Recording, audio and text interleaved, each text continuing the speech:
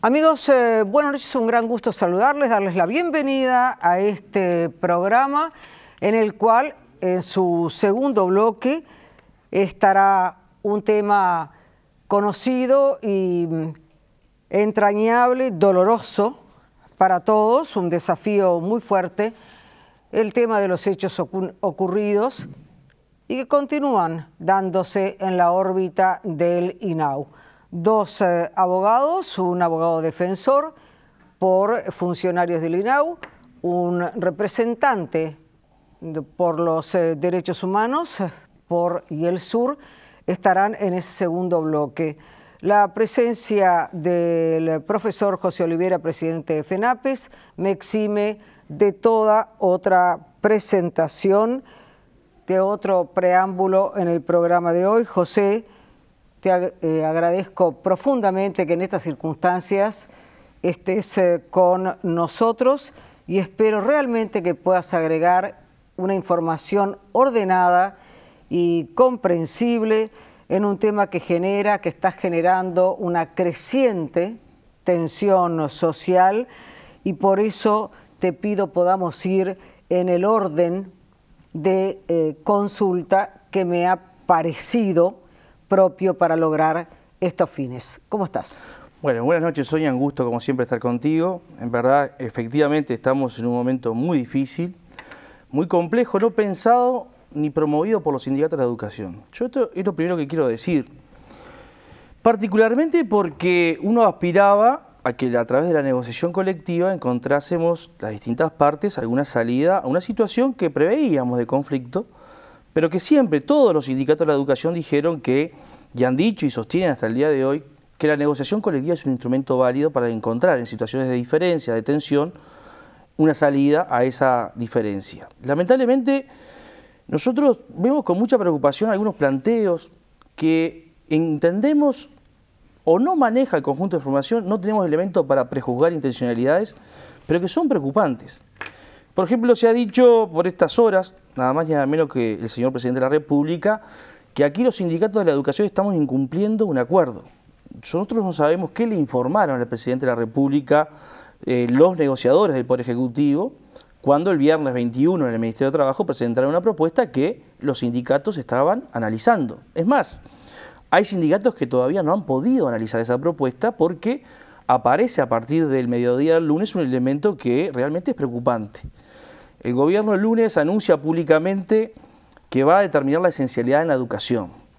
Estuvimos toda esa tarde con compañeros del PCNT en contacto permanente con el ministro Murro, hasta que en la noche accedimos al decreto que establece esta esencialidad. Y lo primero que encontramos es que aquí no hay una esencialidad establecida, sino que lo que hay es un decreto que prohíbe el ejercicio de un derecho humano y fundamental, que es la huelga.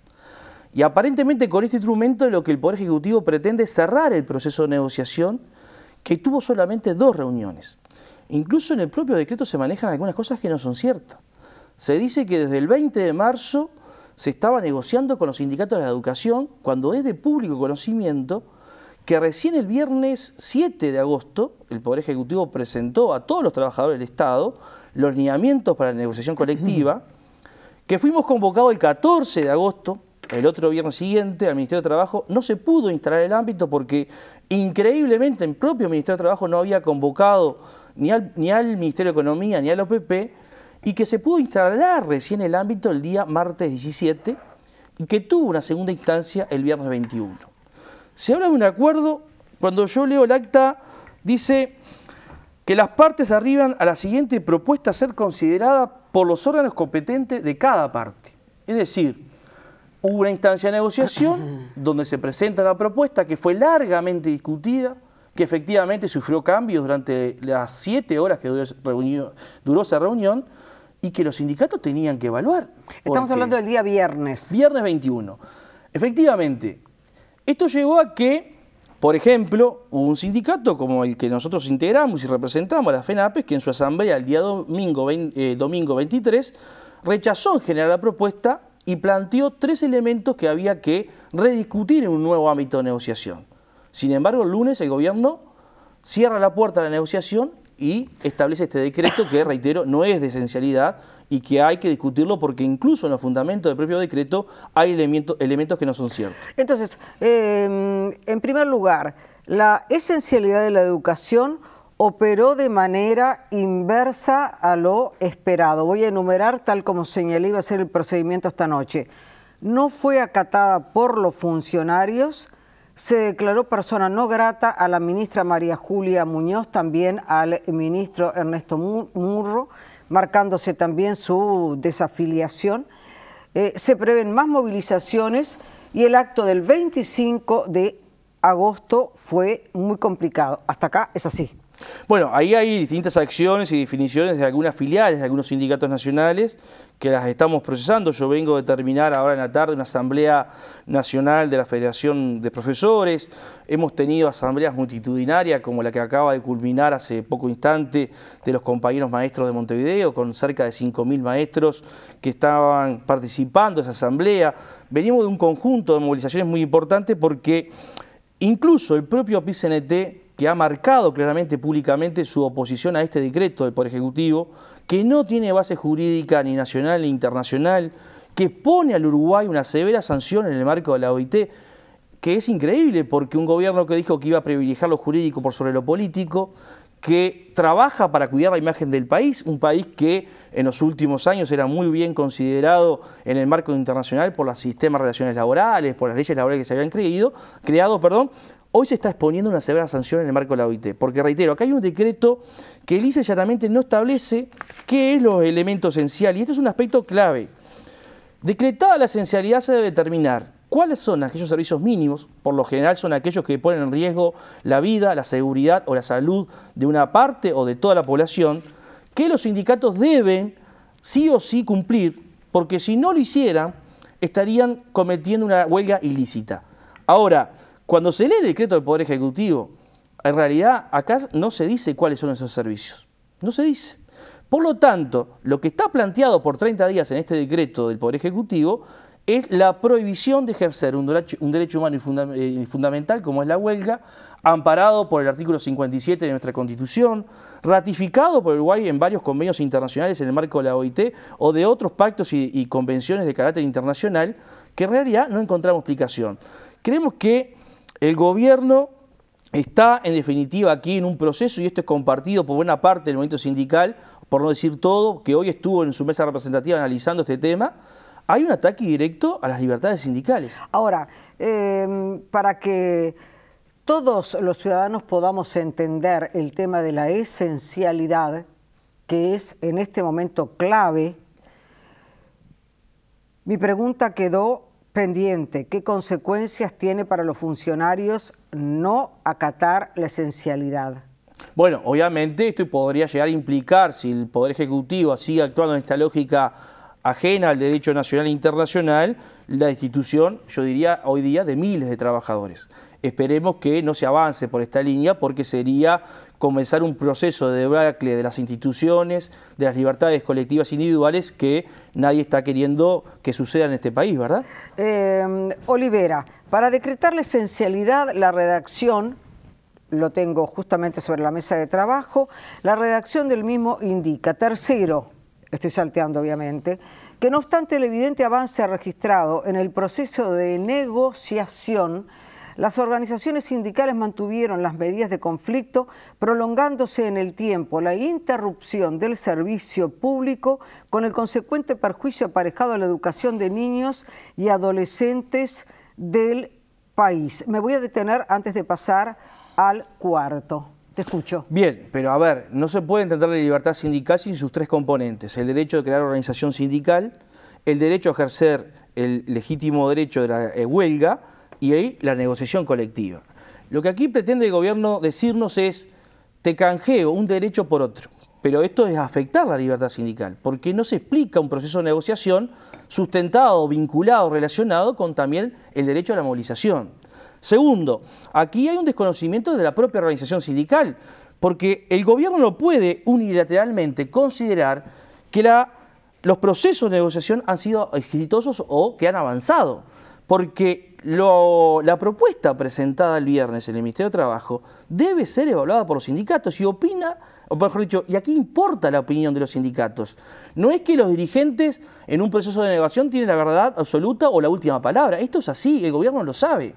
Pero incluso el acta redactada en el Ministerio de Trabajo habilita que todas las partes evalúen lo allí presentado. También el propio Poder Ejecutivo, también el propio Codicen de la ANEP.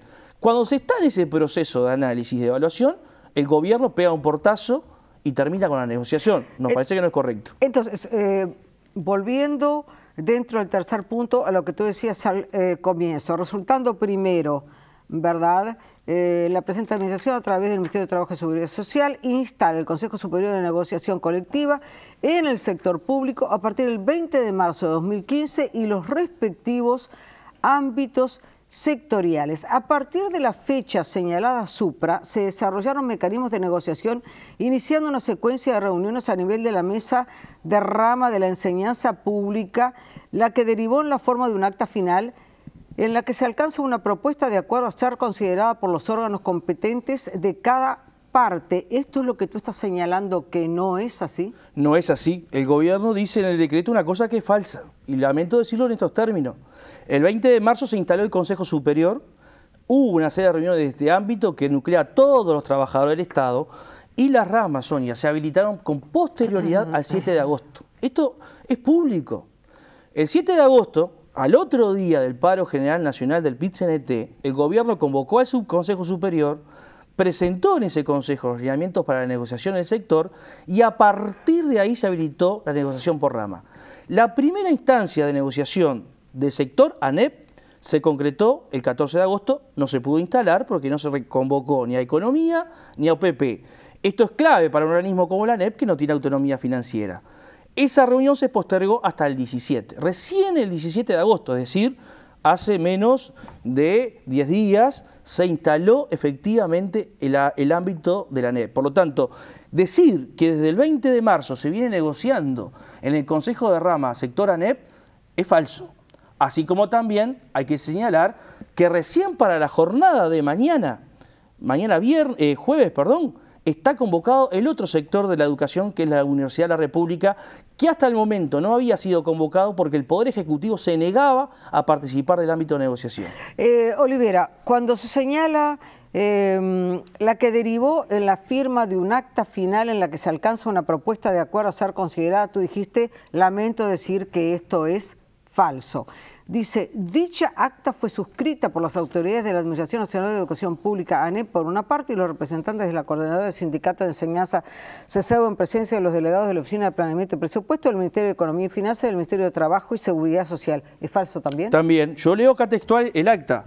Quienes arriban a la siguiente propuesta a ser considerada por los órganos competentes de cada parte. En la introducción del acta que se firma, donde queda sentada la propuesta, no se menciona jamás la palabra acuerdo. Porque nosotros como delegación de trabajadores dijimos a las 9 de la mañana que no teníamos condiciones ni para firmar un preacuerdo. Del viernes 21. No teníamos condiciones ni para firmar un preacuerdo ni un acuerdo. Es muy claro, quienes arriban a la siguiente propuesta a ser considerada por los órganos competentes de cada parte. Ahora, si el Poder Ejecutivo no va a respetar la decisión de los sindicatos, entonces es imposible avanzar en los procesos de negociación. Los procesos de negociación suponen por lo menos dos partes. Cada una de las partes somos los que estamos allí sentados en torno a la mesa, representantes de órganos y de ámbitos colectivos que tienen que tomar la decisión final.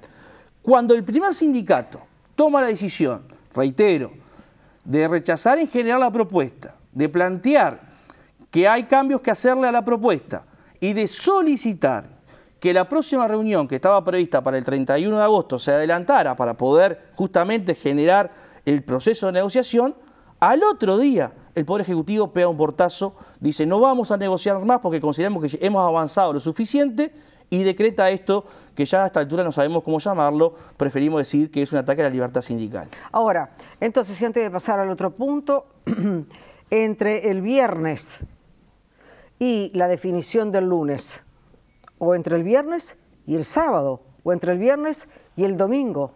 ¿Qué pasó, José? Bueno, nosotros convocamos, como es de público conocimiento, una Asamblea Nacional enviamos el documento alcanzado en términos de esta acta el día viernes a todas las filiales del país. Nosotros tenemos 55 filiales en todo el territorio nacional. Participaron en esa asamblea 50 filiales, o sea, una asamblea donde estaba el 90% de las filiales de la federación representado todo el país. Se analizó el documento, se dijo que en términos generales no se podía aceptar, que había que introducir cambios en 3 aspectos. Primero, mayor aumento general de salarios, que es lo que venimos reclamando, sobre la base de que nuestro reclamo es de 30.000 pesos de salario básico de ingreso. La propuesta que se había hecho aquí era de 25.000, sobre una base de un acuerdo solamente a 2 años, donde en cada año implicaba un 3,5% de aumento real. Nosotros consideramos que ese 3,5 debe ser modificado al alza, lo hemos planteado siempre, tanto al Codicen de la ANEP como al Poder Ejecutivo. En segundo lugar, señalábamos que se introducían acá algunos instrumentos típicos de las políticas neoliberales, porque parece que además esto molestó a algún actor del gobierno, como los compromisos de gestión. El Uruguay, desde los 90 para acá, en ciertos sectores del Estado, en pleno proceso de las reformas neoliberales, de la flexibilización laboral, de la desregulación laboral, comenzó desde esos gobiernos de entonces a plantear algunas cuestiones que tienen que ver con el salario variable, la productividad, los compromisos de gestión. Hay sectores del Estado, particularmente aquellos que están asociados a la producción de bienes y servicios, que tienen efectivamente compromisos de gestión. Lo que nosotros planteábamos el día martes, ya cuando se planteó esto por parte del Poder Ejecutivo, que hay que discutir si la educación puede ser que en el ámbito educativo se apliquen estos mismos criterios típicos del ámbito productivo. Y que asociar una discusión de este tema implicaba un proceso que hoy ni la administración ni los trabajadores podíamos sostener. Y esto es importante señalarlo, Sonia. A ver. Los primeros que cuestionaron la aplicación de los criterios de productividad o de compromiso de gestión al ámbito educativo fue el propio Codicen de la ANEP. Particularmente, su presidente, tanto en la reunión del día martes como en la reunión del día viernes, señaló claramente que en la educación había que discutir primero si esto era posible. Por lo tanto, el Poder Ejecutivo no se puede llamar a sorpresa cuando esto estaba planteado arriba de la mesa ya desde la reunión del día martes. Y lo último que se ha planteado como necesidad de cambio es la cláusula de paz que está planteada allí. Es un elemento nuevo que se introduce en los ámbitos de negociación, particularmente en el sector de educación. Recordemos que nosotros tuvimos un convenio en el 2005, en el 2008, un preacuerdo en el 2010 que después se terminó de ratificar muy finalizado el año. En ninguno de estos acuerdos hubo nunca una cláusula de paz, que es algo que queremos discutir porque entendemos que no se acaba de comprender cuál es el alcance de esta medida. Cuarto, que las medidas adoptadas hasta el momento señala el texto, que las medidas adoptadas hasta el momento han provocado la pérdida de una significativa cantidad de horas docentes y de servicios de alimentación en escuelas de todo el país, afectando a 250.000 beneficiarios e impactando especialmente a los sectores más vulnerables de la población. Bueno, acá hay que ser muy claro. Se fundamenta en un aspecto que corresponde a un nivel del sistema educativo, particularmente es inicial y primaria. Aquí se ha tenido siempre mucho recaudo por parte de los compañeros de este subsector en atender particularmente el servicio de comedores, hasta el servicio de campamentos. Hemos tenido instancias de paralización donde los compañeros maestros particularmente han tenido esta precaución. Pero hay que hacerse una pregunta. ¿Qué pasa en los meses de enero, febrero, cuando los niños no están en la escuela? Porque es lógico que en un tiempo completo haya que darle la comida al muchacho. Ahora la pregunta es, en enero, febrero, marzo, en vacaciones o el periodo estival, ¿dónde comen esos chiquilines? ¿Esa es función esencial de la escuela? Creemos que es una función accesoria, complementaria en un contexto de una jornada de clase de 7-8 horas. Ahora, pregunta siguiente, ¿por qué la educación media? ¿Cuántos son los liceos del país que tienen servicio de comedor? Esta pregunta es muy sencilla. En todo el país existen hoy solamente 3 liceos que tienen servicio de comedor donde los alumnos comen en función del tiempo pedagógico y la extensión del mismo. Liceo de Manuel Cortinas en Flores, Liceo 4 de Rivera, Liceo de San Luis en Canelones. Pero si este fuera el tema, se tendría que haber determinado que esto era lo esencial en última instancia y sin lugar a dudas habríamos tomado las condiciones para que esto se asegurara. Pero no es lo que dice el decreto. El decreto, al barrer, dice: usted no puede hacer huelga. Desarrollemos este punto. Efectivamente, cuando nosotros vamos al texto final del decreto, lo que dice es: declárese esenciales los servicios correspondientes a los centros de educación inicial, primaria, secundaria, educación técnico-profesional y centros de formación docente. Segundo, Establece el plazo de duración de la presente declaración de esencialidad por el término de 30 días. La pregunta es, ¿cuáles son los servicios esenciales que tenemos que cubrir? Porque lo que no puede hacer un decreto de esencialidad es prohibirnos el derecho al ejercicio de la huelga. Aquí se está prohibiendo efectivamente el ejercicio del derecho de huelga, porque el Poder Ejecutivo y el Ministerio de Trabajo no determina cuáles son los servicios esenciales que me obligan a mí a mantener una guardia de mal para asegurar esos servicios. Porque si yo no lo hago, efectivamente estoy ejerciendo una huelga ilícita. Pero aquí está planteado la negación, la prohibición de ejercer un derecho que es el de huelga. El ejercicio del derecho de huelga, que no está en discusión. El derecho de huelga no es algo que esté en discusión prácticamente en ningún ámbito. No, nosotros decimos que esto no tiene base jurídica ni nacional ni internacional.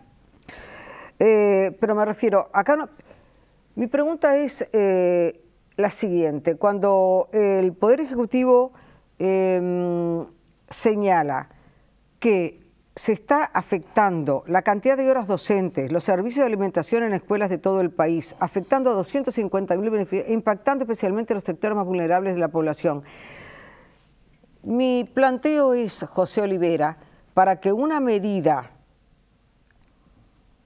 aún la más justa, funcione exitosamente, debe ser acompañada por la opinión pública. Cuando la opinión pública, además de no concurrir los niños con las consecuencias que ustedes conocen mucho mejor que yo, a los colegios, a las escuelas, a los liceos, escucha, lee, ve esto, ¿qué crees tú que sienten?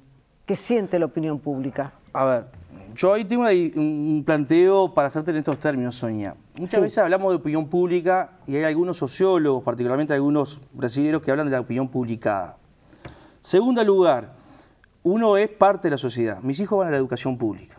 O sea, conocemos de primera mano. No precisa que nos expliquen las consecuencias que implican una detención de actividades. Tercer lugar, las medidas no se explican por sí mismas. Las medidas se explican en un contexto general donde objetivamente la falta de negociación colectiva, cuya responsabilidad es directamente del Poder Ejecutivo, genera la profundización de las medidas. Entonces, ¿cuál es la respuesta que nosotros debemos haber adoptado en este contexto? Si hay diferencias, como lo ha dicho algún líder político en este país, cuando más tensiones hay, es cuando más diálogo y negociación debe haber. Parece que esta no es la opción del Poder Ejecutivo. Entonces, lo que hoy está pasando es la respuesta a una situación determinada. ¿Qué otro camino, qué otro recurso le queda al trabajador que está reclamando mejorar un salario que hoy lleva a que un maestro, un profesor, en la mano cuando ingresa reciba 17.000 pesos, cuando un trabajador administrativo o de servicio reciba 14, cuando un alquiler promedio supera los 10.000 pesos, tenga para reclamar una mejora salarial, tenga para reclamar una mejora en sus condiciones de trabajo, pero tenga fundamentalmente, en el marco de una discusión presupuestal, mejorar ese presupuesto para mejorar las condiciones de aprendizaje de los estudiantes. Porque la lucha en el presupuesto no es solamente de salario. Aquí se ha querido minimizar la discusión y en cierta medida el decreto del Poder Ejecutivo quiere funcionar como una actitud mordaza porque nosotros vamos a seguir reclamando que se haga efectivo un piso mínimo del 6% del PBI para la educación, porque desde ese lugar poder atender las dos cuestiones, mejorar las condiciones de aprendizaje, que es mejorar las condiciones de aprendizaje de los estudiantes, con los cuales trabajamos, interactuamos, compartimos todos los días, y también mejorar las condiciones de trabajo. O sea, que acá no podemos contraponer en un interés al otro, porque en definitiva, todos los días, por un motivo u otro, pero particularmente por no tener las condiciones de aprendizaje adecuadas o no tener las condiciones de trabajo adecuadas, estamos perdiendo tiempo cronológico. El 22% de los incrementos de gasto estatal en los últimos 10 años se destinaron a la educación en términos reales. El presupuesto de ANEP creció 122%, el de la UDELAR 118%, el del INAU 192%, aseguró Danilo Astori, ministro de Economía, añadiendo: es enorme el esfuerzo realizado por la sociedad uruguaya para apoyar a la enseñanza pública. Informó que hubo aumentos diferenciales para los salarios más deprimidos. Un cargo docente grado 1 aumentó 64% en una década. Sonia, todos sabemos que en la sociedad en que vivimos la gente no compra la leche, no compra el pan, no paga el alquiler, la luz y el agua con porcentajes. lo paga con dinero. O sea, una forma de desfigurar o de decir una cosa que no se adapta a la realidad es manejarnos con porcentaje. 64% de cero es cero. 64% de poquito sigue siendo poquito. Y esta es la discusión central. Porque si no nos explica con esos números, que no vamos a desmentir, por qué un maestro gana hoy o un profesor líquido 17.000 pesos en la mano. Claro, el piso desde el cual se partía era tan bajo, estaba tan en el subsuelo, que esos porcentajes no han modificado estructuralmente un problema que arrastra la educación desde hace muchos años. Entonces, aquí lo que hay que poner sobre la mesa son los números reales y concretos. Porque, a ver, un trabajador docente, un maestro, un profesor, un joven que recién ingresa al sistema educativo, puede vivir y puede tener un desarrollo profesional digno con 17.000 pesos en la mano. Esta es la pregunta que hay que hacerle al ministro de Economía. Ministro de Economía que en el 2005 nos dijo, hay que esperar, 2006 y 2007 la prioridad son los compromisos internacionales, que generó una crisis en el propio gobierno, recordemos este elemento, que en el 2010 se nos dijo, vamos a mantener el mismo guarismo de participación de la educación con respecto al PBI, aún en un contexto de crecimiento económico como nunca el país había registrado, y que hoy nos vuelve a repetir, hay que seguir esperando. Entonces, la pregunta que hay que hacerse es, ¿hasta cuándo los trabajadores van a ser la variable de ajuste o de espera en un contexto donde el propio equipo económico dice que el Uruguay, a pesar de estar en un proceso de desaceleración, va a seguir creciendo, incluso en porcentajes por encima del promedio histórico de los últimos 60 años? ¿Cómo termina esto? Con más diálogo y más negociación. Y esto responde particularmente que no es bueno que el Poder Ejecutivo pegue un portazo, pretenda mediante esta prohibición mordaza evitar el diálogo y la negociación y sobre todo atacar las libertades sindicales. No habrá clase. Por lo menos en principio, en el caso de nuestra federación, que acaba de terminar una asamblea nacional hasta el día 31, aguardamos que en ese proceso, por ejemplo, el Poder Ejecutivo levante el decreto este que establece una supuesta esencialidad que no es tal y que convoque un ámbito de negociación. La posibilidad de levantar el decreto de esencialidad si se retornaba a las clases no fue aceptada. Lo que pasa es que la libertad sindical es una cuestión integral. No podemos cambiar negociación colectiva por movilización, precisamos las dos cosas. Esto el Poder Ejecutivo lo sabe, porque cambiar una cosa por otra es atacar la libertad sindical.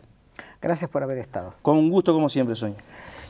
Amigos, en algunos instantes estaremos dialogando con el defensor de funcionarios del INAU, el doctor Juan Fagundes, y el doctor Luis Pedernera, especialista en derechos del niño, responsable de inspeccionar los centros de detención adolescente a propósito del caso, numerosos casos, pero sobre todo Ciprile, en hechos que son también, como decíamos al comienzo, de público conocimiento. Seguimos juntos.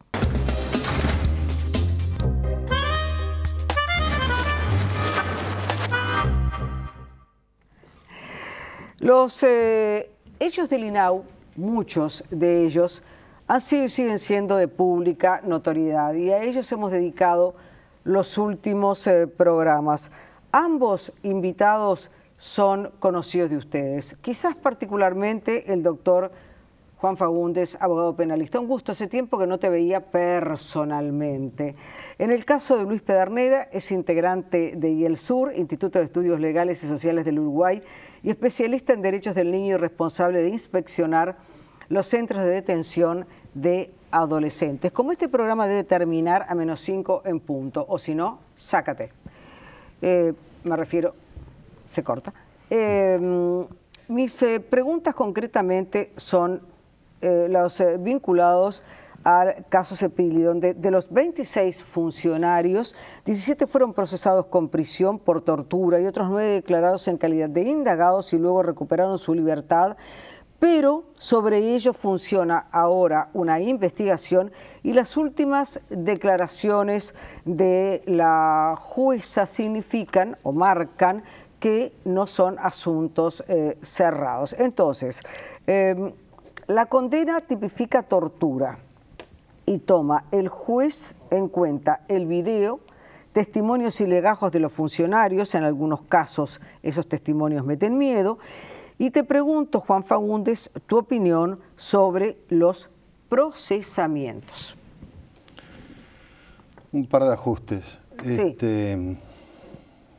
Hay 17 procesados con prisión como autores o coautores, hay 9 procesados sin prisión como cómplices y hay otro tanto investigados. Y lo otro es que no están condenados, están procesados. Es un indicio del delito. Mi opinión, que ya la he hecho pública y te agradezco la invitación porque es importante decirlo para la opinión pública, es que si bien se puede criticar, analizar e inclusive encontrar alguna conducta delictiva en el video, la defensa que llevamos adelante en la mayoría de los casos, hay otros abogados que participan con otros funcionarios, la defensa que llevamos adelante con Juan Raúl Williman, que es el abogado estable del sindicato en varias cuestiones, consideramos que este delito no está previsto para esta situación puntual y que además la generalización del procesamiento tampoco es adecuada en virtud de que el derecho penal requiere la determinación de en este caso un procesamiento en virtud de una conducta ilícita y no como es apreciada por el juez como un todo, o sea que esta participación responde a una decisión de cometer el delito de tortura en todos los casos, ya sea como autor o como cómplice, eso es en la medida de participación, pero con la resolución de torturar a los internos. Entonces, en esos dos sentidos de, vamos a decir, cantidad y calidad, no estamos de acuerdo. Herrera. Nosotros saludamos el fallo, si bien, como decía Juan, está en proceso y todavía la culpabilidad no se ha demostrado, por lo tanto, tienen todas las garantías del debido proceso y entre ellas la inocencia. A nosotros nos parece que este fallo es un fallo histórico, porque una de las luchas que hemos hecho las organizaciones que defendemos derechos del niño era de empezar a utilizar la calificación de la ley 18.026 en el artículo 22 de tortura. Lo habíamos intentado varias veces y varias veces las denuncias no avanzaron. Al punto de que el último antecedente, que son los procesamientos del año pasado por el juzgado de Pando, se hacen por el delito de abuso de funciones 286 del Código Penal, abuso de funciones en personas detenidas. Por lo tanto, nosotros consideramos que la calificación corresponde. Nos parece un paso, el fallo, esta resolución inicial, como un parteaguas en una situación de tortura que se viene sosteniendo por mucho tiempo. Nosotros contamos 20 años de prácticas de torturas en los centros de detención de adolescentes que han tenido en el último periodo, es decir, en la administración pasada, un recrudecimiento. Por lo tanto, para nosotros el fallo es un fallo valiente y el fallo recoge lo que la doctrina de derechos humanos y los órganos de derechos humanos que han calificado la tortura y han actuado condenando la tortura a nivel mundial, dicen que corresponde. En ese sentido, en declaraciones, y valga las precisiones de ambos, porque lo que señalaba Juan precisamente es que ninguna de las situaciones significa condena, ¿verdad? En declaraciones de la fiscal del caso, Adriana Umpierres, se indicó que el hecho de que no se solicitara el procesamiento de 9 indagados, textualmente leo, no significa un pronunciamiento definitivo, ya que el Ministerio Público, textualmente leo, se reserva la posibilidad de un estudio más detallado de las actuaciones. Pedernera, ¿qué es factible esperar?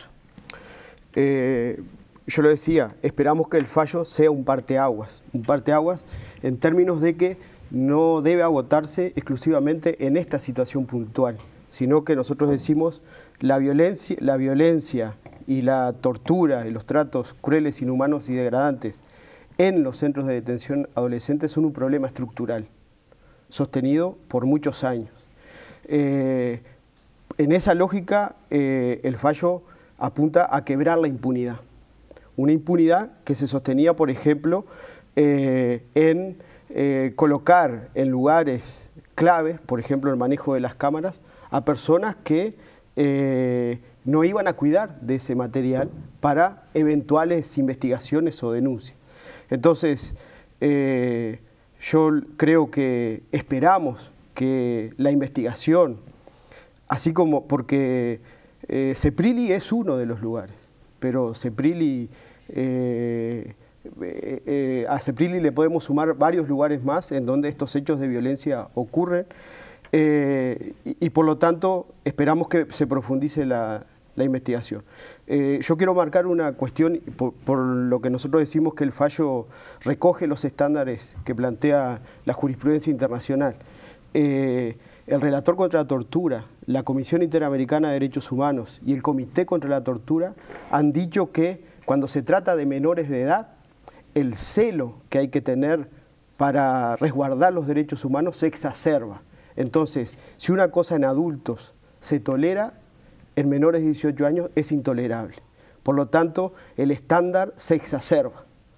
En ese sentido, creo que las investigaciones, con el celo eso, deberían avanzar, porque, reitero, la violencia no es de ahora, la violencia está enquistada y la violencia se combate quebrando la impunidad. Pongo la misma pregunta y recojo dos observaciones de Luis Pedernera.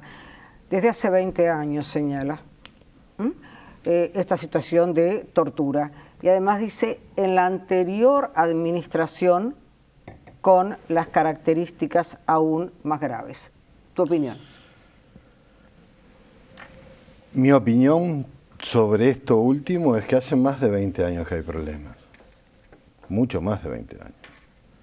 Tal vez resumirlo a 20 años implica dirigir, no digo que él lo haga, pero puede quedar en el consciente de la gente, dirigirlo sobre algunos líderes que cayeron en este procesamiento por toda la cuestión que está alrededor del tema jurídico y que yo no me interesa entrar, pero no me interesa limitar el problema a los 20 años tampoco. Yo soy un abogado, pero soy un tipo que me he preocupado muchísimo por estas cuestiones y he dado la cara permanentemente, sobre todo contra la utilización de la cárcel como remedio en generalidad. A mí la diferencia entre mayores y menores no la tolero. O sea, el cuidar más el tema de los derechos humanos respecto de los menores solo tiene que ver con el crecimiento de la persona. Los derechos humanos se violan en las cárceles de niños, de adolescentes, y se violan en las cárceles de mayores. Es muy fácil ver el resultado de muertes en las cárceles de adultos para darse cuenta de lo que estoy diciendo. Entonces, yo entiendo el concepto de menor en desarrollo y todo lo demás, de que vos le destrozás la vida desde el pique y que hay que tener una especial atención. Pero no encuentro ninguna diferencia desde la respuesta penal a eso. No sé si soy claro. Entonces, el tema del proceso de malos tratos o lo que fuere respecto del encierro ha existido desde que existe la cárcel. Cuando nosotros fuimos a ver en la inspección ocular el lugar donde están encerrados estos jóvenes, a mí realmente me repugnó que nuestro Estado, o en este caso nuestro gobierno, los tenga en esa situación. Las celdas son vergonzosas, son inhumanas, son ilegales y atentan contra todos los pactos internacionales que hay. Eso es una realidad. Que se haya filmado y visto es una realidad, pero no quiere decir que la filmación muestre lo que pasa y la no filmación niegue que pasa en otro lado. Capaz que quedó un poco difícil. ¿Eso significa negar la importancia de tener una filmación que desata una serie de hechos, que permite tener la prueba, entre comillas, pero la prueba de hechos de los cuales se hablaba desde hace más de 20 años, como vos decís? Claro, o sea, a ver. Porque no me quedó claro, ¿eh? Lo que te quiero decir es lo siguiente, esto pasa desde siempre, eso es una realidad, es verdad. Pero no se había violan pasado... los derechos humanos permanentemente solo con la situación, ni siquiera con la intervención de los funcionarios. ¿Cómo tienen a la gente en las cárceles? Así se violan los derechos humanos, de adultos y de jóvenes, sí señor. Sí. Lo que nosotros decimos es que el estándar de protección de la ley no está diseñado, creemos nosotros, ahora sí, en el caso puntual como defensores, que no está diseñado para esta situación puntual, donde sí hay excesos y todo lo demás, y tal vez sí estén referenciados a esos tipos penales que se han imputado recientemente, creo que en noviembre, en Pando y todo lo demás. Dirigir, yo entiendo la posición de él y no la comparto porque estoy en el caso y estoy, pero no estoy en la vereda enfrente del concepto filosófico de la situación. Eso es clarísimo.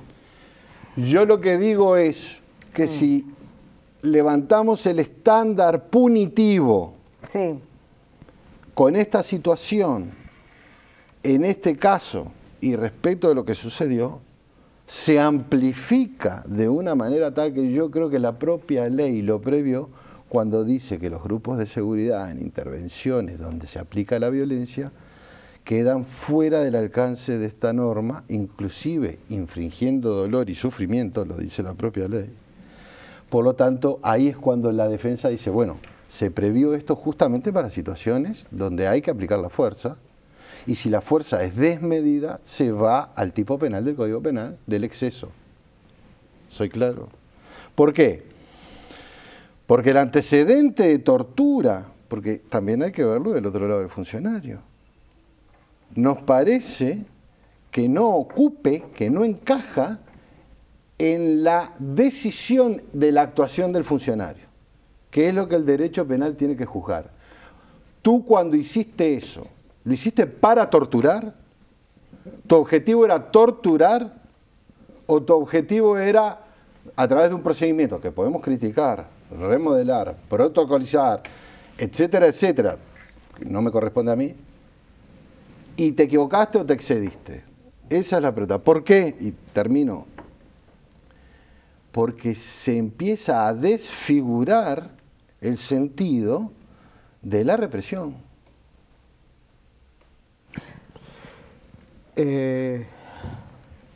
Yo Juan lo conozco hace mucho y tenemos una relación de amistad y de conocimiento de los... Y creo que compartimos filosóficamente. Entonces es complicado estar acá, pero yo quiero marcar algunas cosas. A mí me parece muy claro la afirmación de Juan de decir, me repugnó la situación que vi en los centros de detención, porque para una persona con una sensibilidad media, esa cárcel que en la jerga se le llama Guantanamito, para que la gente entienda la dimensión del encierro, repugna a cualquier persona que tenga mínimo sentimiento.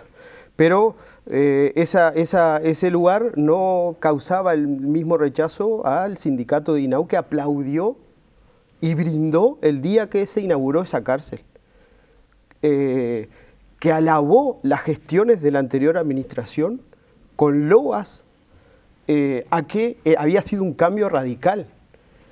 En el cambio radical nosotros seguimos sosteniendo tortura, seguimos denunciando tortura, acompañamos a las madres a las que se descalificó diciéndole que lo que querían era que sus hijos estuvieran fuera.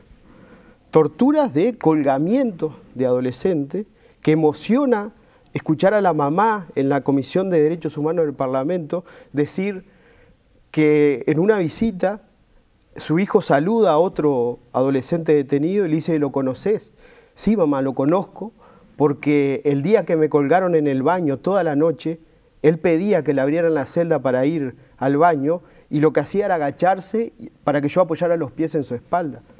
Esos testimonios fueron los que se descalificaron, se les acusó a las madres de mentirosas, de querer a sus hijos en libertad. Las madres escribieron una carta al presidente Mujica y le decía: nosotros queremos que nuestros hijos paguen lo que cometieron. Lo que pedimos es que no les peguen más. Entonces, lo que yo quiero marcar es eso que a nosotros nos repugna. No fue lo mismo para el sindicato que hoy está sosteniendo la defensa de 26 personas procesadas inicialmente por el delito de tortura. Entonces, y que, lo digo de pasada, yo no he conocido en la historia que ando en estos temas una denuncia realizada por el sindicato del INAU contra trabajadores por conocimiento de tortura. Sí he conocido buenos trabajadores que han denunciado estas situaciones y que en asambleas sindicales se le ha suspendido la afiliación sindical porque a los compañeros no se los delata. Entonces, en esa coyuntura, lo más gráfico es las declaraciones del presidente del sindicato del INAU a Observa el mismo día que las imágenes toman estado público. Él dijo que esas imágenes era el trato normal que se le daba a un adolescente, es decir, naturalizado totalmente con un uso excesivo de la violencia, porque esa forma de reducir no está contemplada en ningún documento internacional y tengo conocimiento de que en ningún documento de la administración. Cerrando, Juan.